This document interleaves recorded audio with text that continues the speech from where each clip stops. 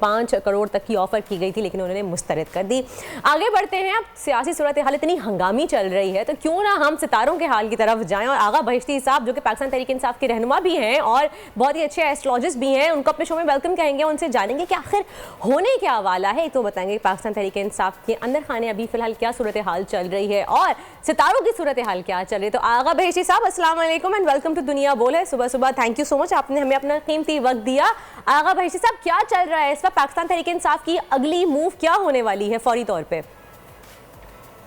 बहुत शुक्रिया आपका और सुबह खैर। और यकीनन पाकिस्तान तहरीक इंसाफ कोर्ट चली जाएगी और कोर्ट से रिलीफ मिल जाएगा, और इसके जो असरात होंगे वो पूरी मुल्क पे पड़ेंगे और यकीनन शहबाज शरीफ की हुकूमत पे भी पड़ेंगे।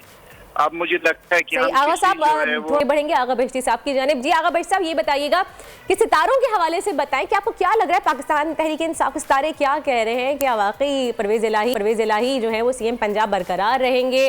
क्या अदालत से उनको इंसाफ मिल पाएगा?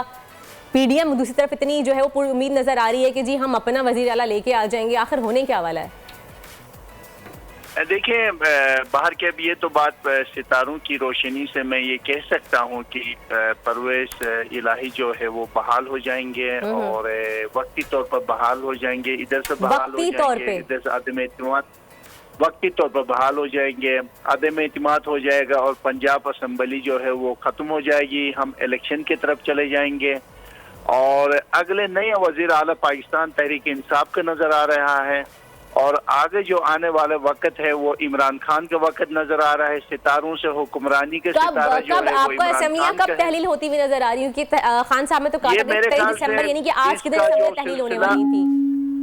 इसका सिलसिला जो है वो 11 दिन तक चलेगा और 11 दिन के बाद हम पंजाब असम्बली को जो है वो टूटता हुआ खत्म होता हुआ देख रहे हैं, आईनी बहरान देख रहे हैं। काफी मामलात आप देखेंगे कि उलझनों में इसके असरात पाकिस्तान के ऊपर पड़ेगा और बिलखुसूस शहबाज शरीफ के ऊपर पड़ेगा, इसके गवर्नमेंट के ऊपर पड़ेगा। इसका जो इक़दामात है इससे यकीनी तौर पर ये जो गवर्नमेंट है शहबाज शरीफ की जो 4 किलोमीटर की गवर्नमेंट है इसके ऊपर पड़ेगा, और मुझे लगता है इसके असरात पूरे तरीके से पूरे पाकिस्तान, आज आप देखेंगे बहुत से पाकिस्तान की करेंसी भी गिरेगी और काफी मामलात जो है वो गड़बड़ होते हुए नजर आ रहे हैं। सही, बहुत बहुत शुक्रिया आगा बहिश्ती साहब, थैंक यू सो मच। क्या वाकई सूरत हाल तो बहुत बुरी है, करेंसी की रेट दिन ब दिन गिरते चले जा रहे हैं। इनफैक्ट पाकिस्तान को तो बी पॉजिटिव से उठा के जो है वो सी पॉजिटिव कर दिया गया है। मजीद हमें डिफ़ॉल्ट की खतरे के दहाने पे मजीद ला के खड़ा कर दिया गया है। खैर अल्लाह ताला